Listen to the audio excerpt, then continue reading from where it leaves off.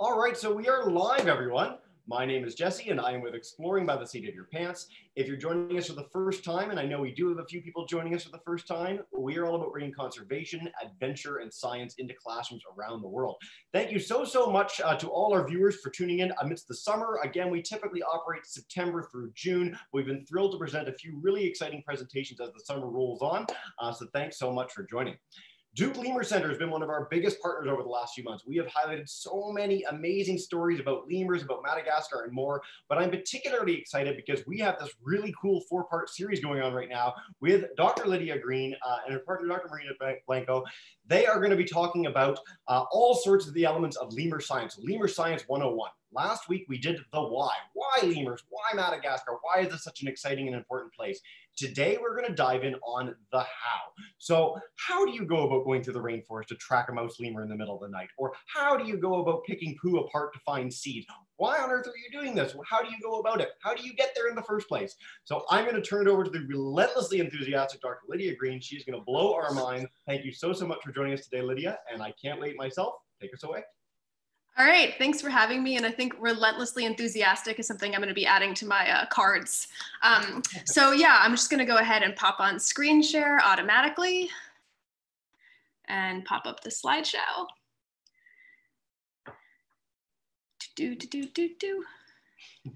Jesse, does that look good to you? Looks perfect. Let's do it. All right, so thanks everyone for joining. I'm really excited to be here for the second part of our series, Lemur Science. Today we're gonna round out our first introductory seminar of Lemur Science 101, and then next week we're gonna progress to Lemur Science 201, so we're gonna graduate to a much higher level. Right, and so like Jesse said, last week we talked about the why lemurs, why Madagascar, why are scientists endlessly fascinated by the system, and today we're gonna jump into the how. How is it that scientists learn all this stuff about lemurs? How do we know what's going on? And so that's really the main theme of today. How do we know this stuff? How do we as lemur scientists learn this stuff? And the most important part is that it begins by having a question.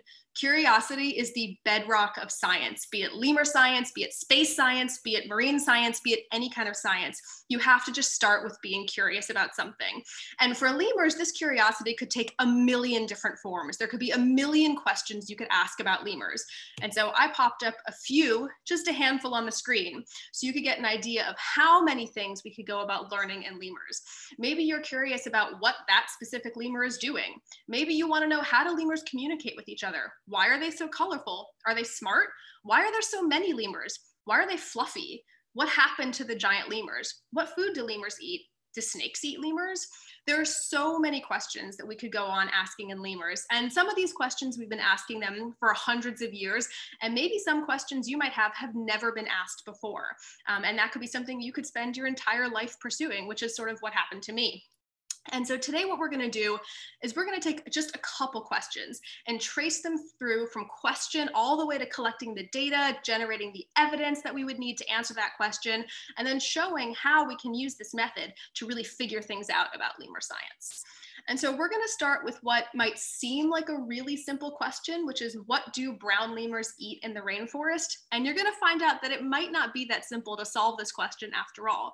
And just a semantic point first, when I talk about brown lemurs, this gets really confusing because it doesn't refer to the color of the animal. So there's actually 12 species of lemur that we refer to as the brown lemurs. Some of them are black, some of them are like honey golden color, some of them are more red, but they're all called brown lemur. So just when I use that term brown lemur, I'm referring to this group of lemurs, not the color of them. And in particular, we're going to ask this question of, what do brown lemurs eat in the rainforest of this lemur species, the red-bellied lemur. This is a female red-bellied lemur. And also of this species, the white-fronted brown lemur, so brown back but white head. And these guys happen to live in the same rainforest as each other in the Northeast. And so we're going to study them at the same time. And we're really curious about what they're eating. How is it these animals are able to extract energy from their environment to go about and live their lives? Obviously, they can't go to the grocery store the same way that we can. And so there's a couple of different ways we could do this, or we call methods. And so one obvious method would be to go into the forest and observe these animals eating. If we can figure out what they're stuffing in their face and what they're chewing and swallowing, we can figure out what they're ingesting, and we can use that as a way to reconstruct what their diets are. And so that seems like a pretty obvious way to go about doing things, and we're going to do that today. But there might be some less obvious ways you could think of, like examining their poop, because what goes in must come out. And so we can actually use feces as a way to reconstruct what lemurs were eating to begin with. And it could be that by studying poop, we can get answers that we couldn't get to this question just by watching lemurs alone. And so you'll see that as well today. Okay, so now that we know which lemurs we're interested in studying, we have our question, we know what sort of our methods are going to be, we get to go to the forest and collect data. And so in particular, these brown lemurs live in the rainforest, and they live specifically in the northeast rainforest. And so we're going to travel to this site called Marajeji National Park, which is this huge, pristine, beautiful rainforest ecosystem up north that I've had the real privilege to get into. And if we look at Marajeji from sort of a bird's eye view of the map, you can see it's this enormous, massive ecosystem that's there. It's very mountainous as well, so we're going to spend some time hiking. And so what we do is we travel to the coastal city of Sambava that's along this yellow road all the way on the coast. And so you can travel to Sambava, and there you can stock up on supplies like food. And we take a 3-hour drive along the countryside, along this really nice paved road to Marajeji. And along the way, you get these beautiful vistas, and you start getting closer and closer and closer to Marajeji, which is this mountain chain. And eventually, after about 3 hours into the drive, you arrive in this village called Mandena. And Mandena, you can now see just how close we're getting to Marajeji, which is this mountain in the background. And Mandena is this community that lives in the shadow of this mountain. It's the closest village that you can get to into the sort of tourist or main entrance to Marajeji National Park. And it's just an amazing place to consider living, being in the shadow of this mountain. And in Mandena is also where we usually meet the rest of our team. So for this particular mission, we might be teaming up with a bunch of guides. So Des Kelly is always one of our senior guides. He knows this rainforest like the back of his hand. We might also work with another guide like Yokono, who's really enthusiastic and eager. January, who is an expert tracker. He could find lemurs anywhere. And Rabe Smoke, who's our cook, who makes excellent dishes for us to eat, so we're not cooking and we can focus on our work. And so we meet our team in Mandena, and then as a team, along with porters who help carry our stuff, we set off to Marajeji. And even though Mandena is really close to Marajeji, it's still about an hour hike to get to the park entrance from this village.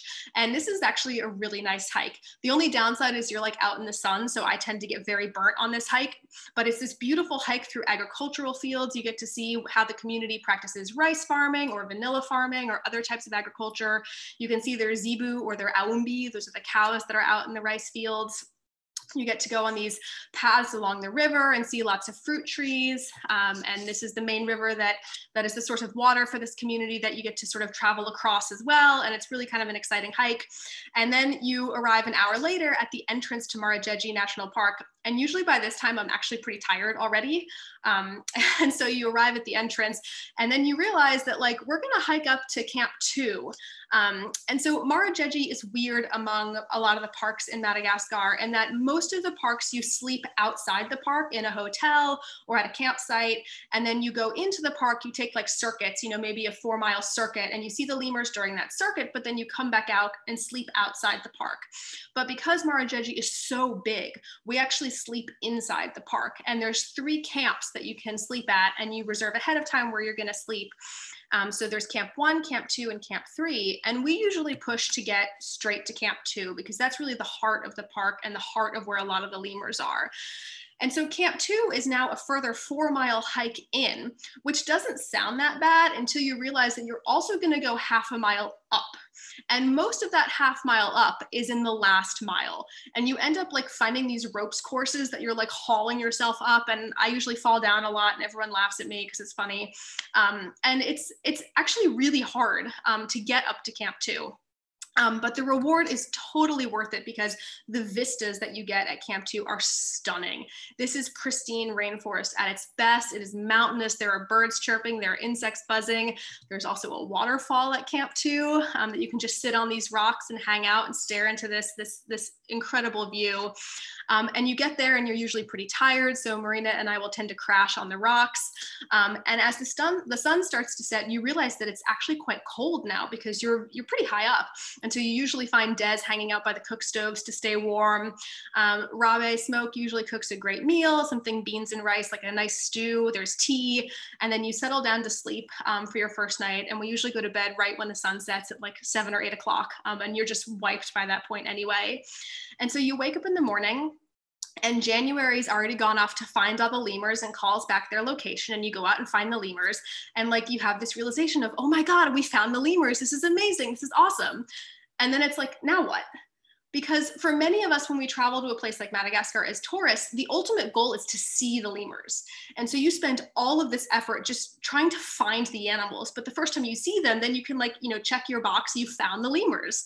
And for us researchers, it turns out that this is now just the beginning of our journey. So flying to Madagascar, getting to Sambava, picking up your supplies, driving to Mondana, meeting your team, hiking to the entrance, hiking up, sleeping overnight, finding the lemurs. That is what we have to do to begin our workday. And so now we've got the lemurs, now what? Well, of course, we're going to do behavioral observation. We're going to record their behavior. And so really what that looks like is like these scratchy handwritten notes in my notebook.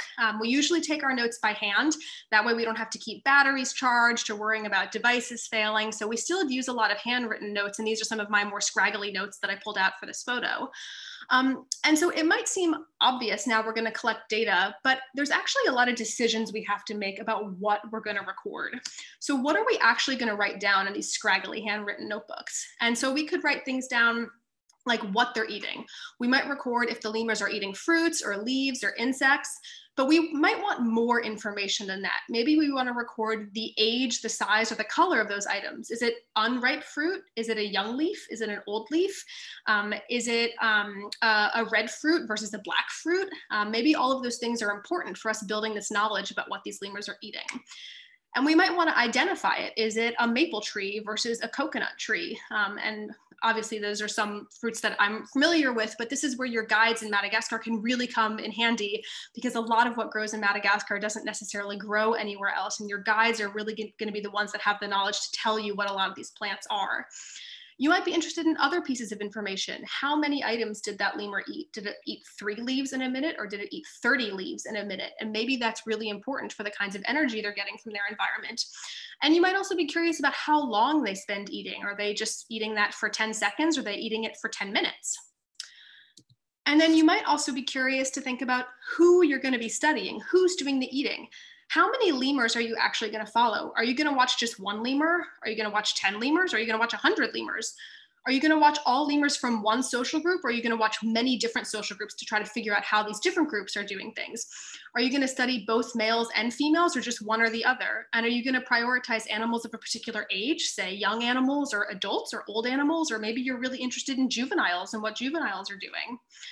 And maybe you also want to make sure you can follow the same animal consistently across days. And so you need to be able to identify and find that animal over and over and over again. And so this is where something that we use called collars become really, really important. And so I've got this video of Wig chewing on collard greens. It's sort of a lemur video to put on while I talk about some of this more boring stuff. But we tend to use these collars a lot on these lemurs for a couple of reasons. And you've probably seen our lemurs at the Duke Lemur Center wearing these collars as well. And so collars serve 2 main functions, which is that one, by putting this red collar on Wig and not putting a red collar on anyone else, I know exactly which animal in the social group Wig is. I can always identify her because she's got this collar on. And so it makes it really easy to follow the same animal over and over and over again. And this might not seem that hard if you've only got, say, 2 animals in your social group, but if you have a social group of like 15 animals, it can be really hard to tell who's who. And then the other purpose served by these collars, or you can sort of see on the right-hand side of her collar, well, our right-hand side, is there's like a little like yellow bit on her collar. And this is actually a radio transmitter. So as she turns her head, you'll see it again. There we go. And this radio transmitter is also really important. Oh, sorry, wait, go back. Because this radio transmitter emits a unique frequency. So each collar that we order is gonna have a unique frequency associated with it. And so this collar is sending out that frequency into the world. And then we can use what's called radio telemetry to track and identify that signal. And so we, from many, many, many miles away, can use our antenna and our receiver to pick up that beep. And that's going to tell us which direction we can find the animal, and it's also going to tell us which animal it is. So these collars are a really safe and really critical way for us to be able to find the same lemurs over and over and over again, and also to find the lemurs and not waste time like sort of aimlessly looking through the forest to see if we can figure out where they are. We know exactly where they are because we can track them. All right, so once you figure out who you're going to follow, we have a couple of more details to get through, which is when are you going to do this study? Are you going to study animals in different seasons, like the rainy season and the dry season? Because maybe they eat different things in different seasons. What time of day are you going to be studying them, in the morning or in the evening? Because obviously what I eat for breakfast and what I eat for dinner are two very different things. Usually pancakes features heavily on one of those.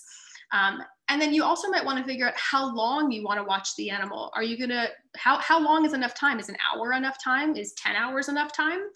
Some of these animals are also awake at night. So do you need 24 hours to watch them? And if that's the case, when are you going to sleep? So all of these are decisions you have to make when you're designing your study. And then there's one other thing that's called the how do you watch. And this gets into the meat of how scientists collect data. And there's two major methods we used called the focal method and the scan method. And the focal method is exactly what you're thinking. We pick one lemur, like Wig. She's got that collar on. We know we can find her. We pick one lemur and we follow that lemur for a period of time, say 10 hours, and we record everything that Wig eats. We intensely focus on just Wig, and we have this great record of everything Wig did during that day. But the problem with the focal method is that it doesn't tell us what anybody else besides Wig did. So we only have a record of what one lemur was doing. And maybe that's not that useful for the particular question we have. So then we can use this other method called the scan method. And the scan method is where we don't focus on one animal. We focus on a bunch of animals at the same time, but we only record their behavior periodically. So say you're going to follow these animals for 10 hours and you're going to collect a data point every 10 minutes of that 10 hours. And so you'd look at your watch, you'd wait for the beep, and at the 10 minutes, you'd look up, you'd take a snapshot in your brain of what every lemur was doing, and you'd write down what that lemur was doing at that scan. So female 1 was eating an unripe fruit, female 2 was resting, juvenile 1 was playing, male 1 was sleeping, and you'd repeat that every 10 minutes. And so you'd have a really nice record of what everyone in the group was doing on average, but you might lose some of the detailed information you could pick up from a focal follow. And so you really have to figure out what kind of method is the best way for you. And I don't want everyone to get lost in the details, but what I want you to take away from this is that scientists get to make a lot of choices in how we go about answering the questions we have. There's not necessarily one right way to do any particular project, and no single approach is perfect. There are always going to be things you miss from any method that you use, and sometimes it's going to be important to use more than one method, and that this is okay. We can't learn everything from a single project, but we are going to generate information to answer that question, even if it's not every piece of information. Okay, so let's say you make all of these decisions, you figure out how many animals, how many social groups, what time of day, what season, focal versus scan, and you figure out all those details and you collect a ton of data. And then you get home and now you have a lot of work to do to analyze those data. And so the first thing you need to do, which is usually really time consuming, is that you need to convert those handwritten notes into something on the computer. And this takes like a lot of time to type up these handwritten notes. It can take hours or days depending on how many data you collect. This is also usually when I realize all the mistakes I made in writing notes, like spelling animals' names wrong, or like, spelling species names wrong. So you get to correct a lot of those errors as well and really clean up your data. And once you've got things in a computer, you can start doing fancy analyses. And so I have some illustrative graphs here, which, disclaimer, are not based on real data. These are just for visualization. But say, for example, you collected all these data in the rainforest on these red-bellied lemurs and on these white-fronted brown lemurs, and you're able to generate these graphs of what the lemurs are eating. And so these graphs are called pie charts, and they represent the full diet of the animal. And each slice of the pie represents the portion of that diet that belongs to a particular food item. So in the red-bellied lemur case, you can see that most of their diet, the biggest slice of the pie, comes from fruits. And then they have sort of equal slices of the pie that are in flowers and leaves, and then other represents the smallest slice of the pie. And then we can compare what that pie looks like in red-bellied lemurs versus in these white-fronted brown lemurs. And what I hope you can see is that the slice of the pie that represents fruit is much bigger in the white-fronted brown lemurs, and the slice of the pie representing flowers is much smaller. So based on these graphs, we could infer that red-bellied lemurs eat more fruit and white-fronted lemurs eat, red-bellied lemurs eat more flowers and white-fronted lemurs eat more fruits.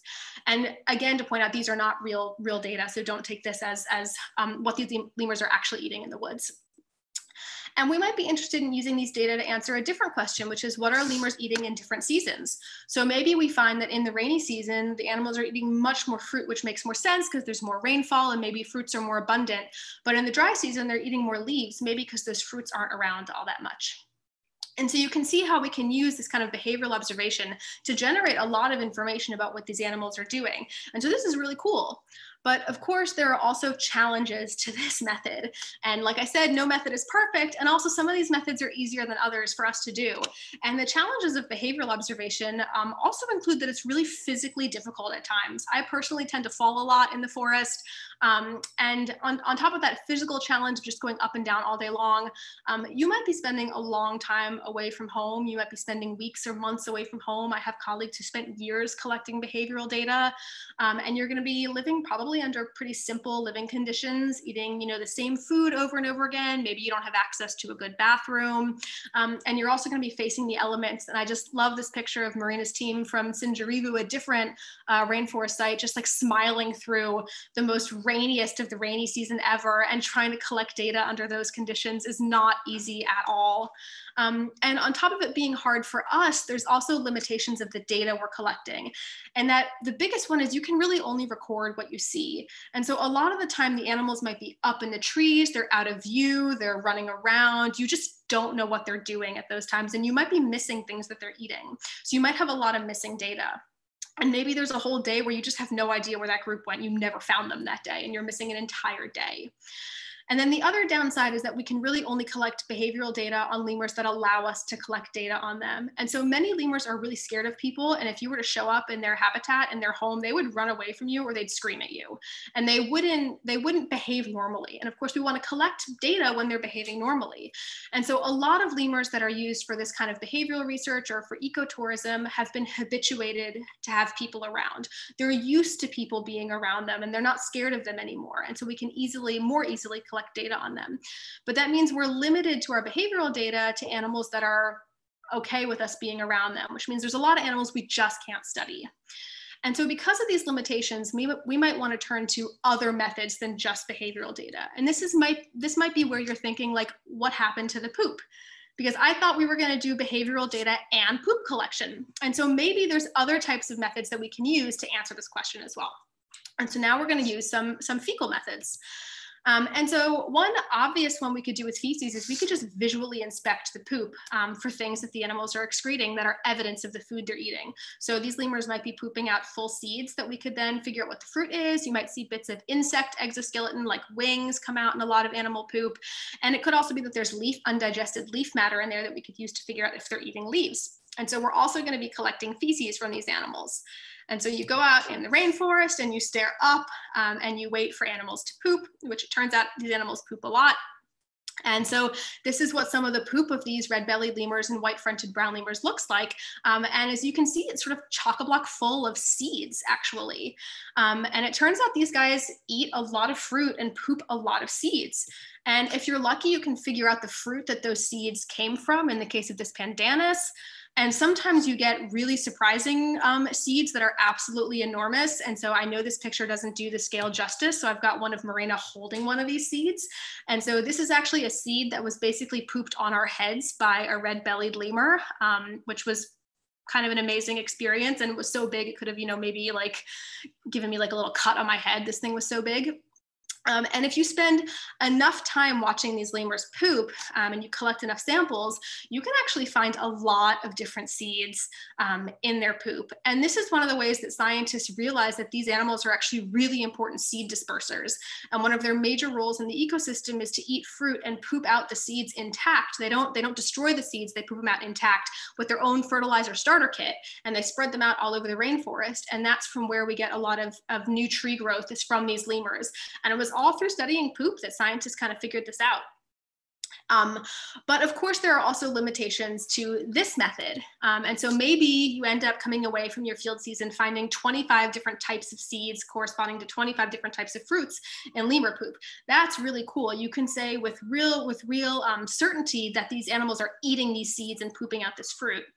But this doesn't tell you anything about the foods that aren't seeds. We have no idea just from the feces if these animals were eating flowers, if they were eating leaves, if they were eating insects. We don't know. And we also can't be sure that we didn't miss any seeds. Maybe there are really, really tiny seeds that we just didn't see or we couldn't find. And so we can only say with certainty what we did see, but we can't say with certainty what we didn't see. And if you thought this was all hard enough to study in these brown lemurs, I want to now paint the picture of what happens when we try to study Marina's lemurs, which are these guys.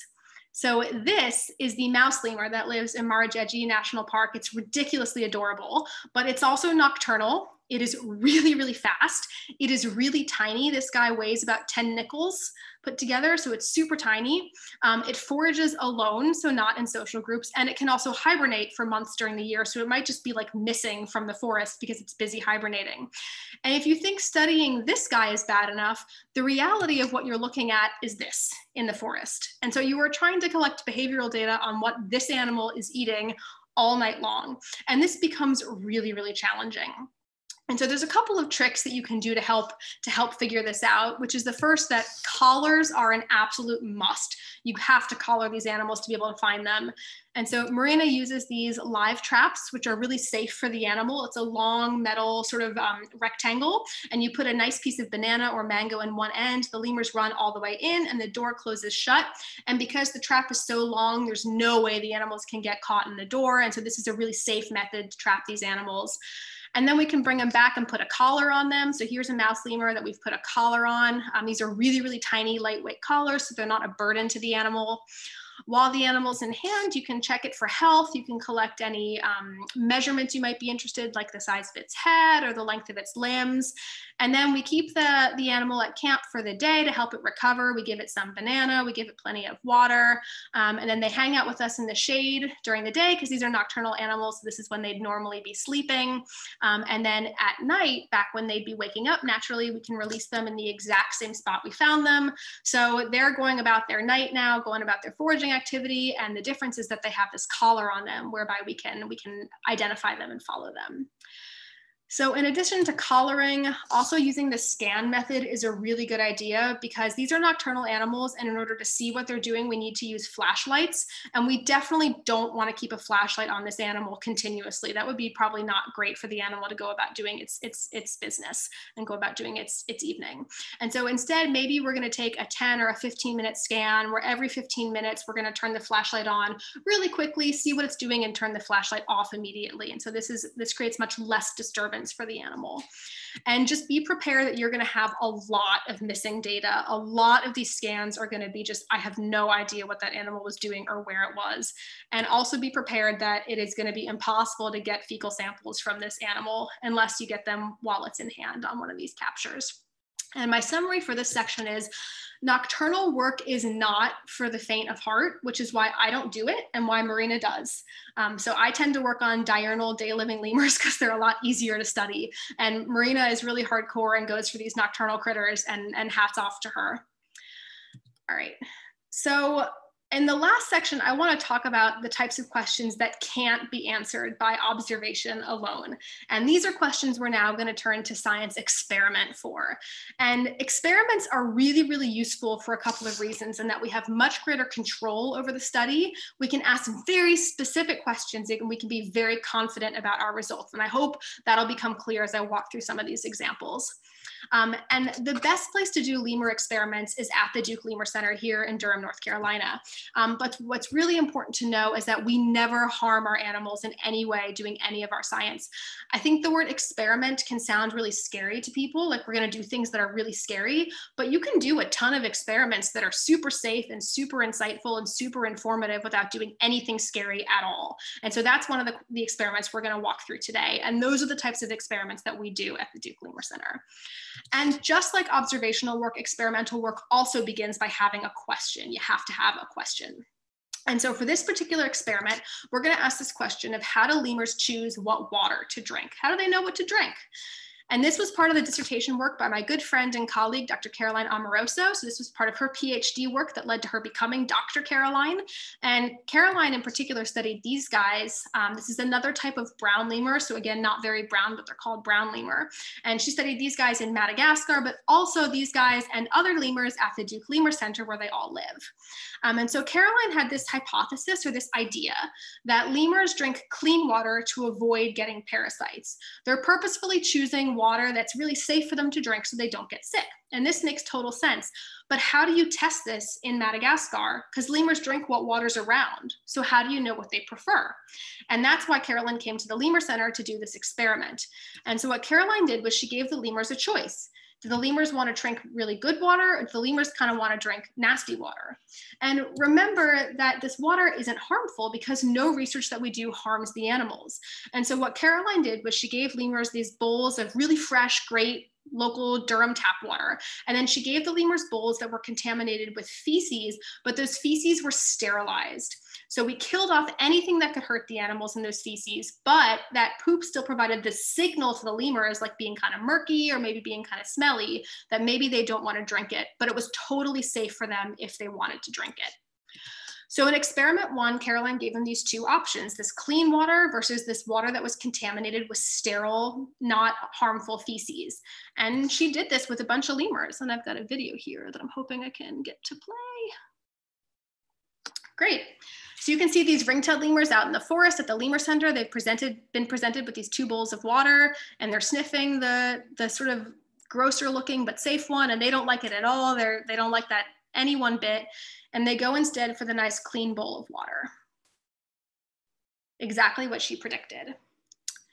And then Caroline repeated this experiment again. And so she gave them the same clean tap water bowl. And then she gave them the contaminated bowl that was filtered. And so she removed a lot of the extra gunk from that to create a less strong signal, a weaker signal, to see if even at this weak signal, the lemurs could still detect the difference between what the clean water was and what the sterilized contaminated water was. And then finally, Caroline did something really weird, which is she added blue food coloring to the different conditions, the clean water and the contaminated water. And she had a very specific reason for doing this. It wasn't just because Caroline likes blue things like her shirt is. Caroline had this idea that maybe the lemurs are drinking clean water because that's all they've ever had, and that's what they're used to. And so the situation for us would be like, let's say every day of your life you've had orange juice in your house, and you drink orange juice because it's always been in your house. And one day your mom or caregiver comes home with apple juice and says, do you want orange juice or apple juice? And you've never had apple juice before. So you pick the orange juice because you're used to it, not because you prefer one or the other. You pick one just because that's what you're accustomed to. And so maybe these lemurs are drinking this clean water because that's what they're accustomed to. And so this blue water should throw a wrench in that because lemurs aren't used to drinking blue water. And so this was a way to test that. And so Caroline repeated these experiments across like 60 different lemurs, many, many different species. And what she found are these results, which is that across the experiments, if we look at the number of drinks, that's what's going on the height of this on the y-axis, that these lemurs really prefer to drink the clean water across all conditions. They're a little less good at discriminating between the sort of filtered trial versus the most extreme ones, but they're still really, really good at drinking this clean water and preferring to drink this clean water. And so using this experiment, Caroline was able to say with some confidence that at the Lemur Center, lemurs avoid drinking water that's contaminated with feces. And summing this all together across this whole talk, what you might not have realized that we're doing is we're actually tracing something that's called the scientific method. And so the scientific method is a method of acquiring knowledge in science that's been around since the 1600s, and it involves the observation and the experimentation to test hypotheses and predictions, and really just to answer questions. This is how we as scientists answer questions. And so the scientific method follows a consistent flow whereby you have a question, you collect evidence, you analyze that evidence, and you report your findings, and then you rinse and repeat ad nauseum. So every time you report your findings, that feeds back into the next question you have. And what's nice about the scientific method is that this is the method that's used by scientists all across the globe. We all have different questions, we all use different ways to answer those questions, but we're all following these steps And so we can all be pretty confident about what every other scientist is finding and how they're finding that information. And so this leads to what's called reproducibility in science. And this is really important, that we're basing our scientific findings on evidence and not on things we just think or guess. It's always based on evidence. But what this also means is that lemur science and all science is for everyone. You don't need to be a fancy professor to do science. All you need to do is have a question and come up with an idea for how you're going to answer that question using evidence.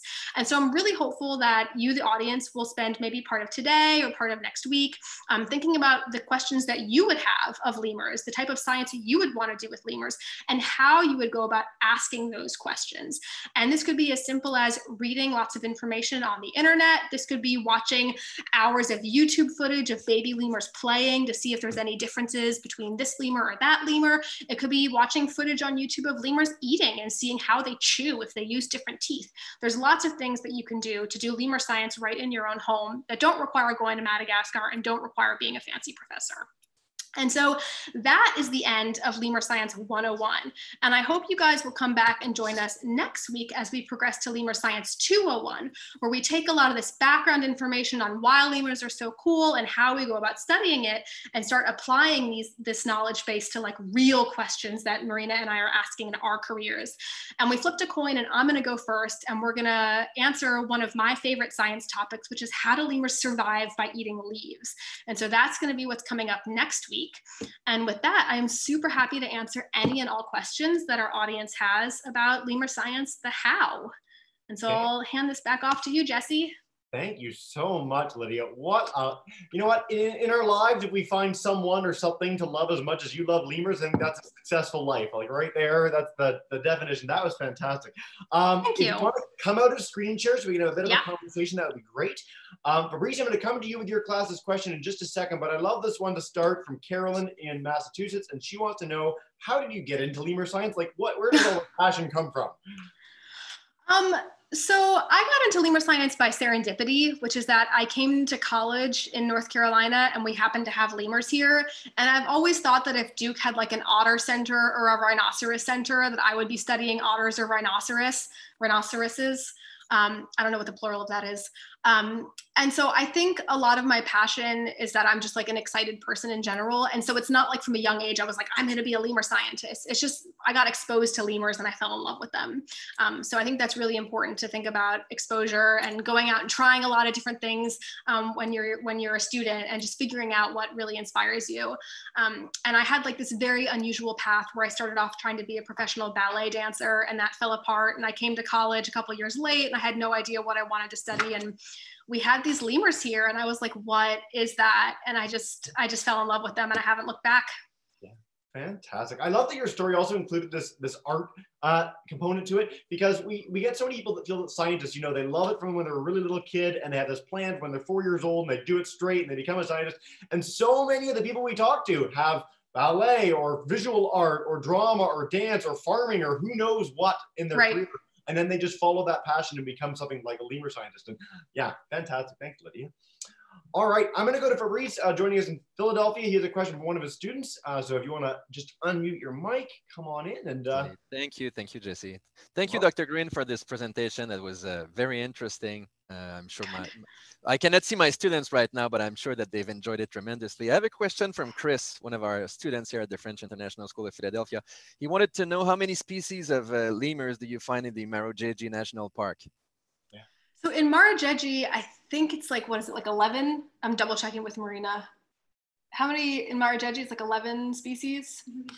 So we've got the silky shafak, we've got 2 species of brown lemur, we've got eye, we've got a sportive lemur, we've got a woolly lemur, 2 dwarf lemurs, 1 mouse lemur. And a partridge in a pear tree. And a partridge in a pear tree. Yeah. So yeah, it's something like somewhere between like 10 and 12 or something like that. Like a ridiculous richness of lemurs. And this gets back into the talk from last week about why there are so many lemurs and why there are so many in any one place, which is because they all sort of have different strategies for survival. So they're all doing different things in that forest. So in most forests that you go to in Madagascar, you're going to have multiple lemur species, anywhere from like 4 to 12. And that's because they're all doing different things in that system. Great question, guys. All right, Akash joining us all the way in India, had a ton of questions on YouTube for the presentation, and he wants to know about torpor and hibernation. So you talk about survival strategies. These are really unique ones. And so can you explain a little bit about how lemurs go into those processes? How many lemurs do, hibernation, and anything you can share? So I'm going to partially answer this, and I'm partially going to punt it because Marina is going to do an entire talk on hibernation in dwarf lemurs. So make sure you tune back in, not next week, but the week after next week to talk about her, to see her presentation on torpor. I think the meat of the question is we don't really know how these animals go into hibernation. And that's one of the most fascinating areas of hibernation research right now, is literally the mechanics by which they become metabolically depressed. But the why goes back into Madagascar. And that, if these guys are going down the path of being fruit eaters and there's only fruit around for part of the year, there might not be that much food for them to eat in the other part of the year. So a strategy to cope with that fluctuating resource is to eat a ton of it when it's there, store it as fat, put it in your freezer for later that you can thaw in the winter. And so instead of having a refrigerator and a freezer system, they just keep that in their tail as fat. And so that's what fuels them when there's not food around. But the actual mechanics of how lemurs reduce their heart rate, how they slow down their breathing, how their brain activity slows down, all of that is a lot of what's being investigated right now. And I'm sure Marina will have more information about that. 2 weeks, we can't wait. Okay, we'll be there. That's very exciting. All right, I'm going to go back for a live question in just a minute, but we've got a bunch of questions on YouTube all around the same theme, which is how do you become, what sort of degree do you need to become a lemur scientist? And you highlighted at the end of your presentation that there are lots of ways to get into lemurs. So if there's citizen science programs that you know of that people could just contribute to off the street, great. But to become you, can you explain a little bit about what you might need to do education-wise? Yeah, so I did an undergraduate degree and I majored in anthropology. And so as part of my undergraduate coursework, I took classes in primatology and primate conservation and ecology. And then after that was done, I ended up doing a PhD in ecology. And so I studied ecology and I used lemurs as my study system in my ecology degree program. And I think what's probably the most important thing is that as early as you can in your sort of academic career in college is to try to volunteer or get an internship or do an independent study with a lab at your school or a researcher that you find whose work you find fascinating. Ask them how you can get involved in their work, because most labs absolutely have undergraduate students that either do independent projects or that volunteer on projects or that even have work study jobs and get paid to be scientists in college. And so those are all things that I did starting as early as my freshman and sophomore year in college. And some labs even have high school students that work with them. So it's never too early to get involved in ongoing lemur science projects. And don't be afraid to email and contact scientists and conservationists, because we're always happy to hear from students who are interested in getting involved. And we're usually happy to help students get involved in any way that they can. So don't be shy. That's a fantastic message. I think a lot of students, when I was younger, I was afraid, Lydia, to reach out to scientists. Oh, these professional people. If you reach out to a scientist at any university, and those emails are publicly available on pretty much every university website, you will almost always get a response back with just as extreme enthusiasm. People are really keen to share their passion and knowledge. So Try that out. It's a great way to learn a lot.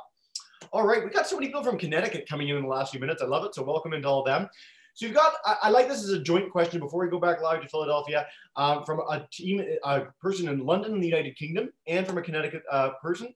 We've got about COVID. So how is COVID affecting conservation efforts in Madagascar, which is a really difficult region in general, and can lemurs catch it from people?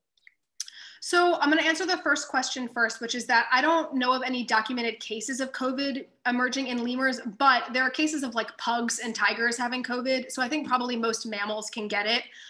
So if a pug can get it, there's a good chance that any primate can get it. With regard to the second question about what's going on with COVID in Madagascar is, yeah, it's pretty scary. From my colleagues that I'm hearing, Madagascar has gone many of the cities into lockdown as well, which is creating the same sorts of economic hardships that are being created elsewhere.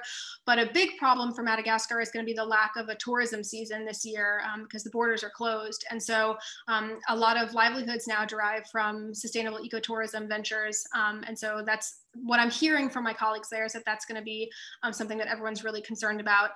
There are a lot of Malagasy and international NGOs that are working to offset those consequences. So definitely do some Googling on the internet and find organizations that have partnerships with Malagasy organizations or that are Malagasy led, and find out ways that you can help offset those economic hardships. Yeah. So I mean, it's not a positive story, but I'm glad we highlighted that message. We did a global biodiversity festival back in May, where one of the main charities that we used to support during that time was something called Planet Madagascar, which works in the northwest. Yeah. So a lot of great organizations that work with local groups. And actually, you mentioned this, that how integral it is to work with the local scientists, local communities. And can you speak to that just for a second, if you could, how important that is? Yeah, I mean, there are like some really exceptional scientists, I mean, in every country on Earth, and that doesn't exclude Madagascar. So there's a lot of people working on the ground, boots on the ground, getting a lot of science done out of Malagasy higher academic institutions. And so as a researcher, I believe wholeheartedly in collaborative team-based science. And so some of my team members for some of my projects might be Malagasy scientists, especially when the science is being done in Madagascar. And I think teamwork in science always makes the dream work, because it's always good to have as many ideas and as many sort of perspectives floating around as possible. And the only way we're going to answer some of these questions and face some of these big challenges is by people with a lot of big ideas from a lot of different fields coming together and putting their minds together. So nice. Teamwork makes the dream work is like the greatest slogan. That's got to be on the cover, right? Yeah. Awesome. Thanks, Lydia. These are good questions. These are good. Seriously, every time, whether it's kids or adults, like we just get really in-depth questions. So I really appreciate that for everyone tuning in on YouTube. I'm going to go back to Philadelphia Live to take probably our second last question here. So I know you have one from Haviland, which is really exciting. You want to share that? That's it.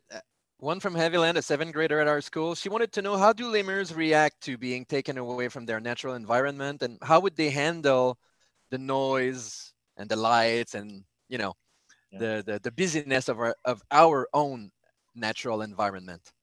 Yeah, so I would say for the captures that I've been on in Madagascar, they're usually really quick. So we would never maintain an animal for any longer than a day.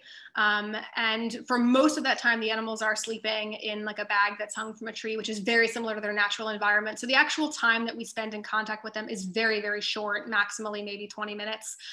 So it's a really quick experience for them. And so I personally don't think that it's that scary, and it's not prolonged at all.